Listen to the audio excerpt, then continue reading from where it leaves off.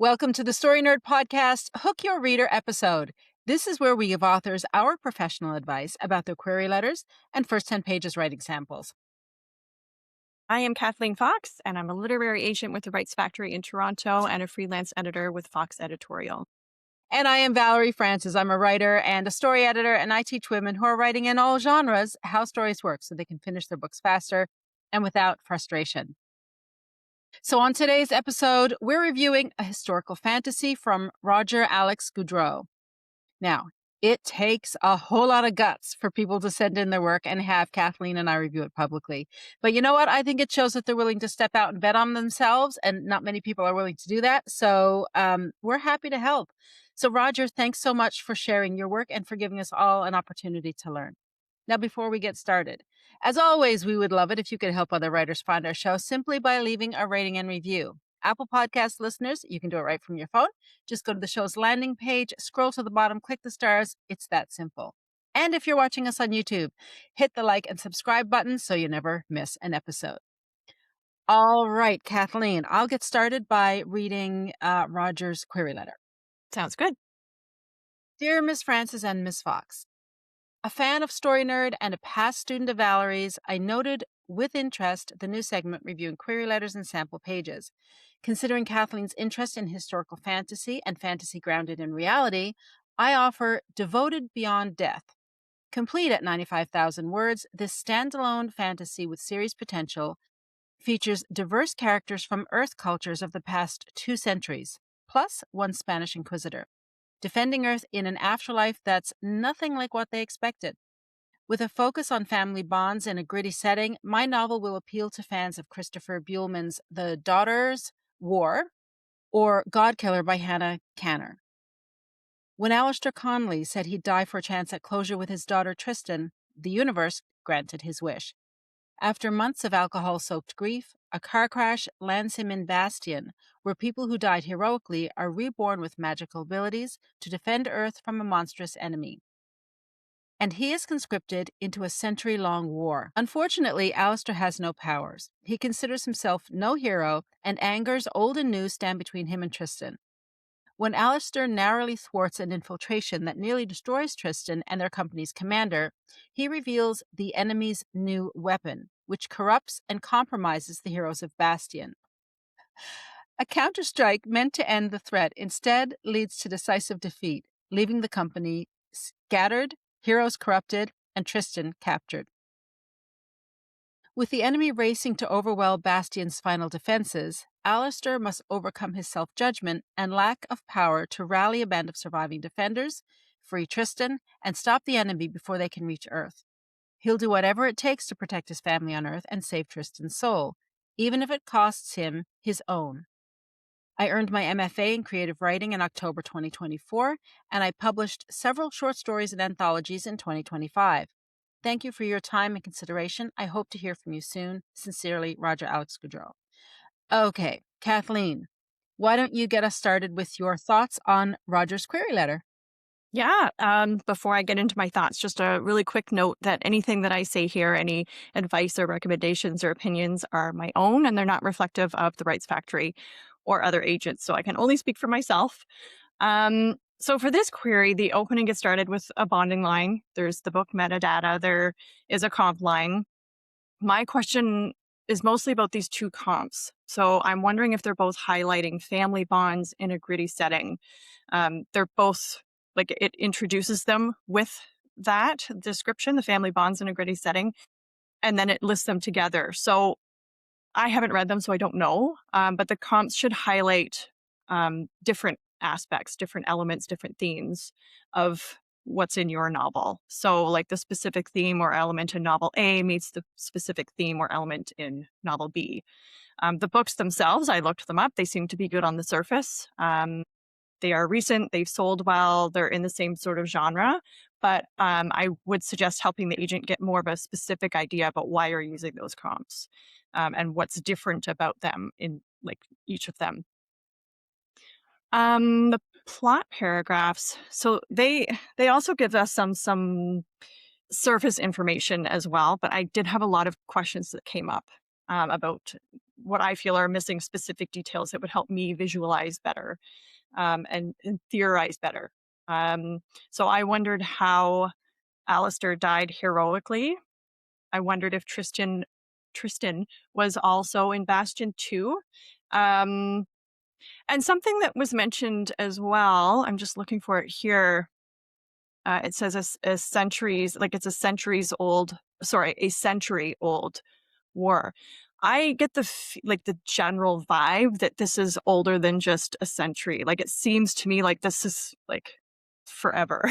You know what I mean? So I don't know if the timeline's right there. Um, I also wondered who's in charge of Bastion and who sets these rules that only heroes who have died are the ones that are there. And then why would they be subjected to what we see in the opening pages? Like it just doesn't seem like a very nice place to be when you die. So I mean, who knows what it's like? In the second paragraph, I wasn't sure what angers old and new referred to. I wasn't sure what that meant. I wondered a lot about who the antagonist is, like the enemy. I need some more details there. It wasn't clear to me who or what exactly the enemy is and what their end goal is. What happens if they reach Earth? Like to me, that feels like probably the very worst case scenario, but I don't have enough information there for me to be able to theorize enough about it. Um, so yeah, I think we need more details on what that means so that agents can visualize those stakes. And I'm also wondering what it meant to save Tristan's soul. What happens when you save a person's soul in Bastion? What happens to Alistair if he doesn't save his own soul? Where does he go then? Because he's already dead. So I don't know if you can die again or, you know.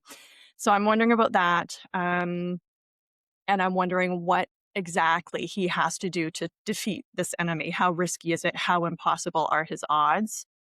So, I mean, it's an interesting premise on the surface. There's a spin on the afterlife. For those who are in it are defending Earth and humanity. It's a cool concept, but I think some more specific plot details would be helpful.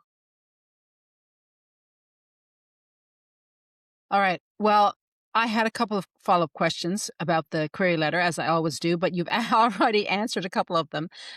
Like I did wonder about the line where Roger says it's like for fans of, which in and of itself is fine, except it only talks about the reader.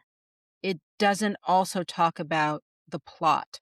So, I mean, my guess would be it's fine. What he has is fine, but he just also needs to add, um, it's like X meets Y in terms of the plot, or, it's like the character of so and so, but in this other world, or something that suggests the plot. Um, Now, when we get to the hook paragraphs, so these are the plot paragraphs, like the back cover blurb stuff. It's really interesting, Kathleen. We've picked up on a bunch of the same things, right?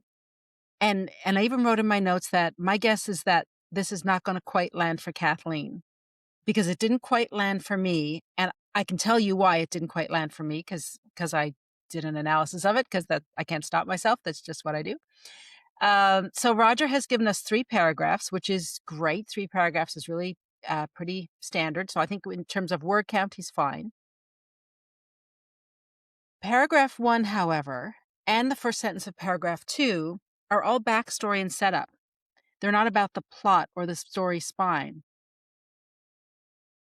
Instead, what authors want to do here, right off the bat, when you're talking about the back cover blurb, is start with the inciting incident. Like, what is the thing that kicks off the whole plot? From this summary, I think the global inciting incident is when Alistair reveals the enemy's new weapon. Um, but I don't know what the weapon is. Is it the weapon which corrupts and compromises the heroes of Bastion? Like, I'm not sure. I had a lot of questions about the weapon because it feels like that's a really important part of the plot. I just want to know why, uh, because that's going to give me an emotional reaction when it pops up in the manuscript. So, in terms of the 4 story questions, I'm probably going to drive everyone crazy talking about the 4 story questions, but they're really important. Like this is a really great place to either start writing a new book or start your editing of your current manuscript. So, in terms of the 4-story questions here with Roger's book, we know the protagonist is Alistair and that he has no powers. We know that what he wants, or his object of desire, is to free his daughter and save Earth. And we know the stakes, his soul and his daughter's soul and Earth. However, we don't really have any specifics around any of that.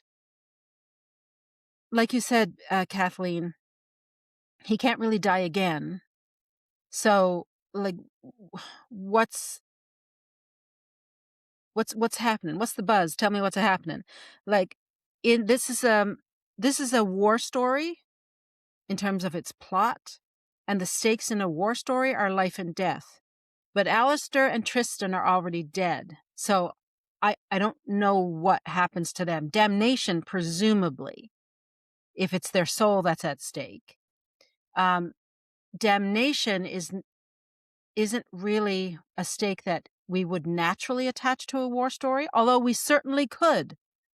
Absolutely, it could be, because, for example, in a typical war story, the damnation could be, say, a general or a commanding officer who has had to make a really difficult choice to sacrifice uh, a certain platoon to save a whole lot more people, and that is damnation of his soul, because it's a best bad choice. Like, he's going to be responsible for the deaths of many people, no matter what he chooses. So damnation is not off the table when it comes to a war story.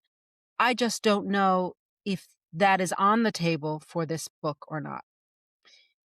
And also, like you, Kathleen, I also picked up on, we don't know who the antagonist is really, and we don't know what threat they pose. This just talks about the enemy. It just references the enemy here in the query letter. So what I would like to see here in the plot paragraphs is specificity. Who exactly is the enemy? What exactly is their weapon? Exactly what threat does it pose to Alistair and everyone else in the story? I mean, it won't kill them, right? Because they're already dead. So what exactly happens to their soul? And what's going to happen to the people on Earth? And which people is it on Earth who are in trouble? Like, presumably, like, we know he has living family members who are still on Earth, because, that is mentioned in passing.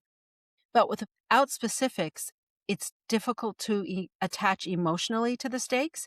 And the bigger your story idea is, the more narrow the story focus is. So there's a really famous photograph. I'm totally forgetting the name of the photograph, but it's from the Vietnam War, like in real life, a photograph. And it's of a little girl. It's in black and white. It's of a little girl, and the bomb that went off was so powerful, like it just destroyed everything and everyone. And she's running down the street, and there's debris everywhere, and she's completely naked. She has no shoes on, no clothes of any kind. And it's just pure terror. And she's crying and screaming. She is one little girl. But that photo told the story of the whole war, right? And so we kind of want to do that, or not kind of, we definitely want to do that when we're talking about a story. The bigger the theme that we're trying to tackle, the bigger the subject of the story, the more specific we have to be in terms of our storytelling and how we build the spine, and definitely in the query letter, because we can't attach emotionally to generalities. We will attach emotionally to specifics.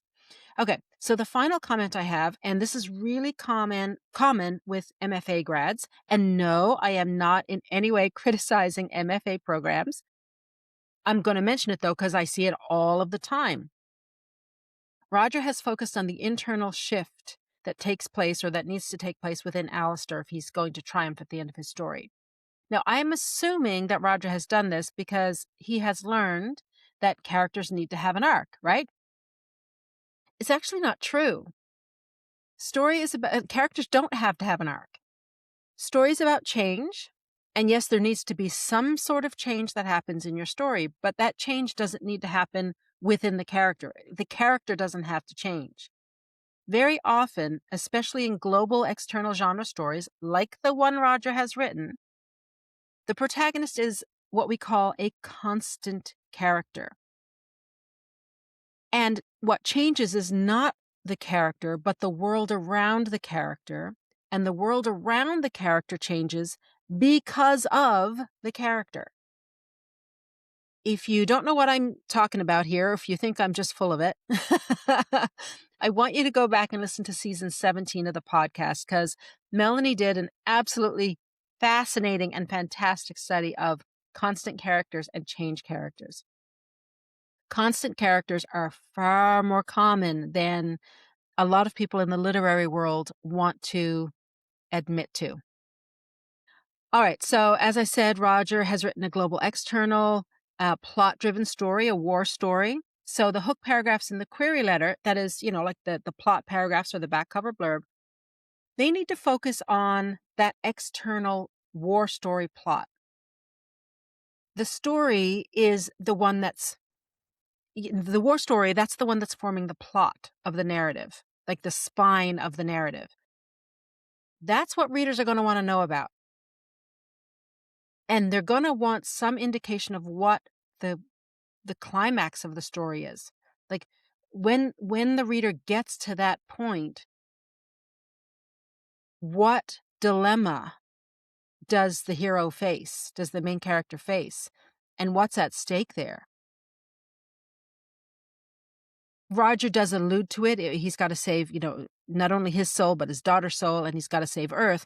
But again, I'm looking for specifics. What does that look like? What's happening there? Because I have no image, no visual in my mind. So once that's done, once you've explained the plot of the global story, the war story, then if you've got any room left in the letter, you can always then reference Alistair's internal arc or his shift. But that's a nice to have that you would add only if you have room. It isn't something that would be the focus of the plot paragraphs in the query letter. All right, Kathleen, let's get on to the first 10 pages writing sample. Why don't you go first? Sure.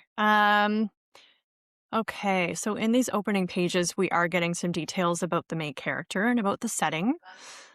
We do get a sense of the vibe and the character's mood and personality. We know he's unhappy, he's angry, even, he's a drinker, he just wants to be left alone, and he's not getting it. Um, so there is an imbalance of power that we see here, and there's nothing he can do about it, which is fantastic for readers.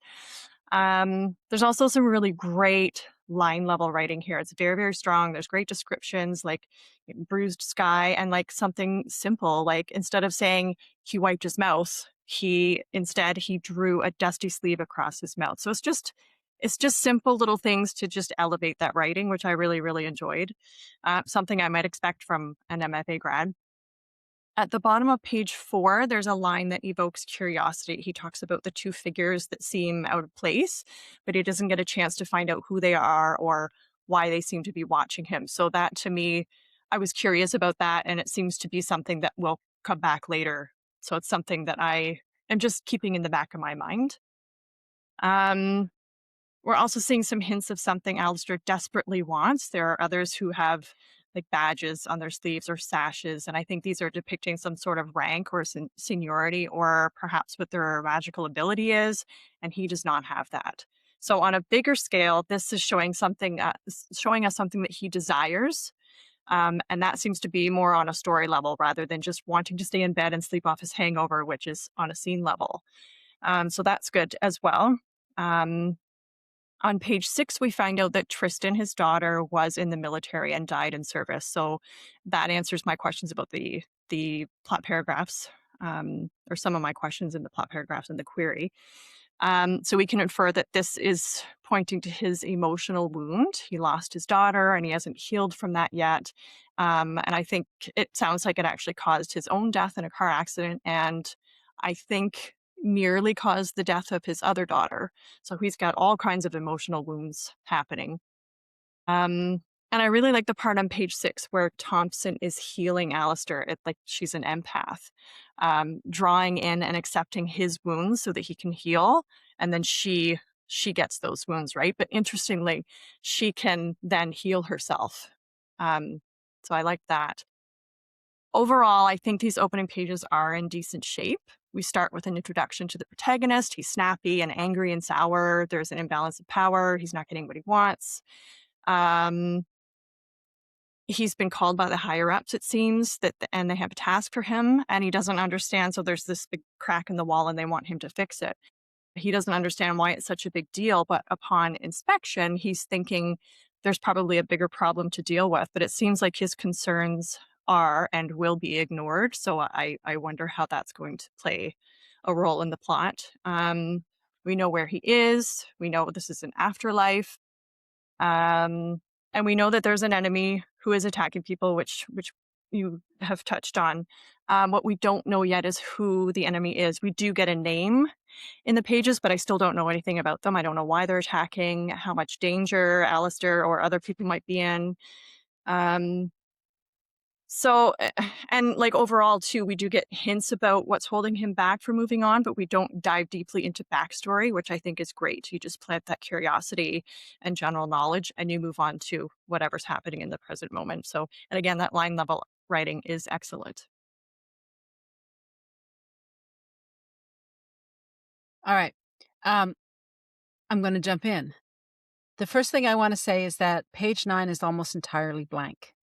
No, it's the end of chapter 1, and so Roger has chapter 2 starting on a fresh page. And yeah, in a full manuscript, that's exactly what you would do. However, and Kathleen, correct me if I'm wrong on this, when you're talking about the first 10 pages writing sample that's going to an agent or someone who's going to be evaluating them to find out if they want more, to see if they want to sign you so you can start to get a publishing deal and get your career moving, I would start chapter 2 right after chapter 1 and not waste a whole page. Yeah, absolutely. Don't leave blank spaces. use what you've got. Yeah, I mean, it might feel like I'm picking nits there, but yeah, if you've got it, use it. Holy Hannah. Yes. Okay, the enemy. I'm back to the enemy, just like you, Kathleen. They, like you said, they come in on page 10, and they're just mentioned right at the end of page 10. It's the Venar. So, like you said, we know their name, we know they're the enemy, but we still don't know anything about them. So I'm going back to the query letter. If we had specificity in the query letter in terms of who this enemy is, and even better yet, if it's not just a group of Venar, but someone within the Venar who is the king of evil or whatever, then that's even better, right? And if we know that from the query letter, then as soon as it's mentioned in the opening pages, our curiosity goes up even higher. We're like, oh, ooh, here comes the bad guy. And he's a real wrong'un. So this is getting juicy now. So the query letter, and if you think of it as a back cover blurb, once your book finally hits the market, it's there to tease the reader and get them hooked on the idea of your story. So whatever you can put in there that excites them, that makes them go, oh, this sounds like a good story, which will be very well covered if you've got the 4 story questions nailed. Like, who is the antagonist? Well, the antagonist is the force, or forces, getting in the way of the main character getting what they want. So how is the Venar keeping Alistair from saving his daughter's soul? Well, I want to know. I really want to know, so that when they crop up at the end of page 10, which is a great place for them to crop up, because the agent reading is going to go, all right, I have to know what happens. This bad guy from the Venar has just shown up. Oh, and we know from the plot paragraphs in the query letter that there's going to be a showdown with this guy in the core event. I want to know more. So again, sounds like I'm picking nits, but Roger can handle it. I know he is a client of mine. I know what his writing ability is. And so, yeah, I'm challenging him to level up with it.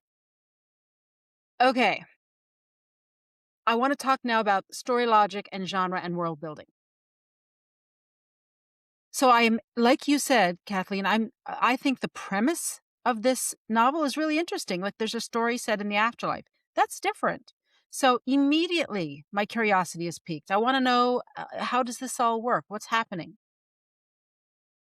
But I'm still a bit confused, and I'm perfectly willing to accept this is just me and that nobody else has a problem with this. And I have said this to Roger before, so he's probably rolling his eyes as he listens to this, or laughing as he listens to this, because he knows what I'm about to say. Okay, here's the thing that I still can't wrap my head around. This is the afterlife, but and the afterlife, and it's mentioned as the afterlife and purgatory. To me, these are spiritual places where there is no physical entity. Like when we die, our body stays here, like the meat sack that is our body stays here on earth, and our spirit or our soul ascends to heaven, the afterlife, purgatory, whatever you want to call it. In Roger's version of the afterlife, it is very physical. Alistair is a physical being with all of the physical pain he would have had on earth. Like he still breathes in the way a human does. He still has a hangover. He's stomach sick, all that kind of stuff.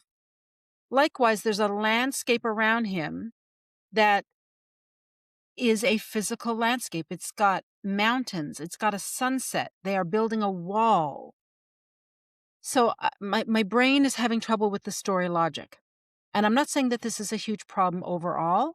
I think the solution here is to set it up a bit better right on page 1. You allude to it in the opening paragraph. Where you say this is not the afterlife the way Alistair thought it was. Like he never thought he'd have to nurse a hangover in the afterlife. I think you kind of want to lean on that a little bit more just to explain to the reader what's happening. Because every time something comes up about a physicality, it's taking me out of the story, and I'm thinking, hang on, how is that possible? What is this world about? Now, I mean, intellectually, I can just go with it. I can say, well, that's the world of the story. But the reason I'm bringing it up is because every time I come across a description, and there's lots of them in these opening pages, it's making me pause, and I don't want to pause anywhere. I don't want the story logic to trip me up in any way. Um, like, what do you think, Kathleen? Did you have this problem too? Is it just me? I don't know that I had a problem with it, but I do think that like you can do anything you want in a story, right? The story is yours, the world is yours, you're building this.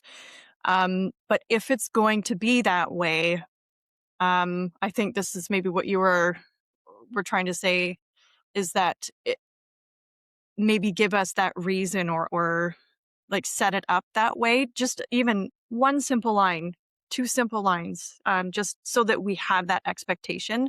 Like you do open it with, "This is not what I was told the afterlife would be." Okay, then maybe a line or two about what it is. Like yes, you mentioned a hangover, but maybe just a little bit more focus on that would help us to believe that a little more, I guess. Yeah. Yeah. How does it work? Yeah. Yeah.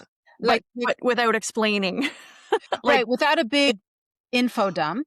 right. And again, I'm saying this because I know Roger can handle this kind of feedback. Like, and I'm just trying to think of where I can't think of the specific example.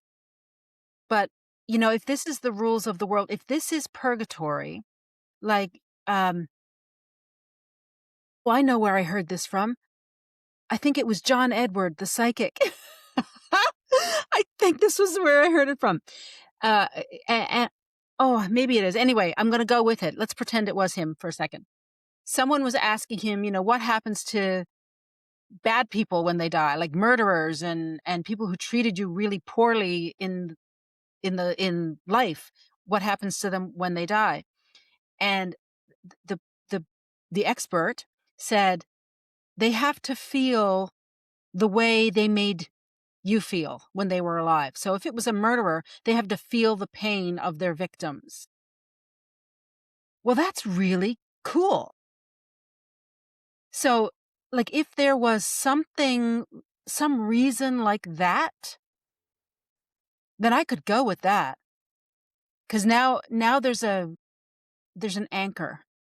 And it doesn't, like you said, Kathleen, it can just be a line or two that just makes me go, oh, that's why he has all these physical sensations and there's all these physical things. Maybe they aren't really there, but he is forced to feel it as a way of doing penance or some other lesson he needs to learn in this purgatory state before he can fully ascend. Maybe the ascension has levels to it. Something like that. I don't know what it is, but I think there just needs to be an extra little bit of information just to make my logical brain go, chill out, go with it. All will be explained. Right. Yeah, I agree 100%. Okay. Yay. So the other question I have is around genre. And again, this has to do with story logic for me anyway. So Roger and Kathleen, I would love to hear your thoughts on this. Roger described this as historical fantasy, which makes me think of something like a Bernard Cornwell. If this is the afterlife, how is it historical? So, am I overthinking this? What are your thoughts as an agent? My thoughts are I didn't get the vibe that this is a historical setting, but I will say that the word tunic came up 8 times in the opening pages, and every time I every time I read it, I thought, "Oh yeah, that's historical." And maybe that's just me. So maybe there's a little bit of it being woven in, but I think if this is a true historical setting, it needs to come across in a stronger way. All right. Tunic. I don't know. That's going to be the subtitle of this episode, Tunic. All right. So, Roger, now I want to talk about the scene as a whole and your opening sentence. And again, this is going to sound like I'm picking nits, but I know Roger's writing ability. We've worked together for a while, so I'm challenging Roger to level up here because I know he can. All right, Roger. Yes, this is a working scene, and I know you know what I mean by that. However, there's not really anything happening. And that sounds really weird considering, this book opens with an action scene. You think there's tons happening. And yes, you've done a really good job of weaving in exposition, 100%. And when it comes to the opening sentence, I really love your opening sentence. I think it's great. His opening sentence is, the nuns who taught Sunday school never told Alistair Connolly he'd have to deal with hangovers in the afterlife. The reason I think this is an excellent opening sentence is because Roger's juxtaposing two contradictory ideas, like the afterlife, which is spiritual, non-physical, and hangovers, which are physical. So it immediately makes me sit up and go, oh, what's happening here? And I want to read on to find out how those two things could coexist. So gold star for your opening sentence.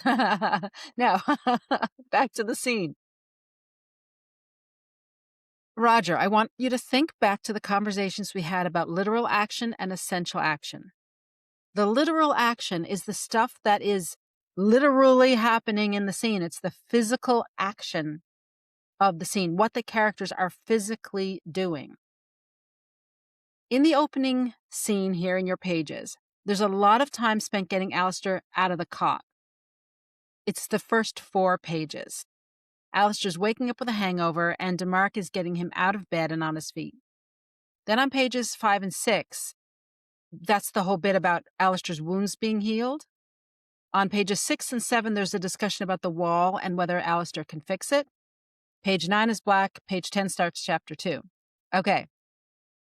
So in the opening scene, all that's happening is that Alistair's getting yanked out of bed so he can report for duty. It's an action scene. I don't know if that is the starting point of your story, to be honest. I bet if I read your whole manuscript, and I have not done that, but if I read your whole manuscript, I bet I'd find the real beginning of your story somewhere in those first 10 chapters. Bet you darn. I just don't think that's a strong enough literal action to make a reader want to read on. Now, the opening scene does not have to introduce the global inciting incident. Absolutely. You should have the global inciting incident somewhere in the first 3 chapters. There's an argument that it can go as long as 5 chapters, but I've read some books lately where the story doesn't actually kick off till chapter 5. And even for me, and I read a lot and I'm sort of more patient because of what I do, even for me, chapter 5 is really long. And uh, the example that's popping up in my mind is one of Anthony Horowitz's murder mysteries. I think it is one of the, um, oh, it's the one where the murder takes place in a theater group. I can't remember what it's called. Anyway, as I'm reading it, I can see the structure of the story unfolding. And it's Anthony Horowitz. I have complete confidence in him. I know it's going to get started. And the global inciting incident, which is the person getting killed, right? The discovery of the dead body, that's the global inciting incident of a murder mystery, happens right in chapter 5. It felt really, really long. I would suggest that first-time writers do it at least by chapter 3. Chapter 1 is even better. But if you don't put it in chapter 1, in these first 10 pages, there needs to be a compelling scenario. So there needs to be a crisis in this scene facing the main character that feels like a crisis, that creates tension in the reader. And right now, the only crisis he's facing is, do I get out of bed or not? And I don't think that's causing enough tension, or that's creating enough tension in the reader, or really has enough stakes tied to it for your opening pages. So, Roger, my challenge to you is this, because I know you can do it. Find the real starting point of your story. Can you start your manuscript with the global inciting incident? If you can, I would. So that's my final advice to you. See if you can find the global inciting. No, I know you know where the global inciting incident is. See if you can start your story with the global inciting incident. Kathleen, what's your final bit of advice for Roger? Um, okay, so I would say add some specificity and more comp details to the query letter. And in the pages, yeah, I agree with everything you were saying there. I would like to see more details about the enemy, and have more of a hint or a general idea about more specifics about the stakes. Like, again, I'm assuming since he's already dead, he can't be any more dead.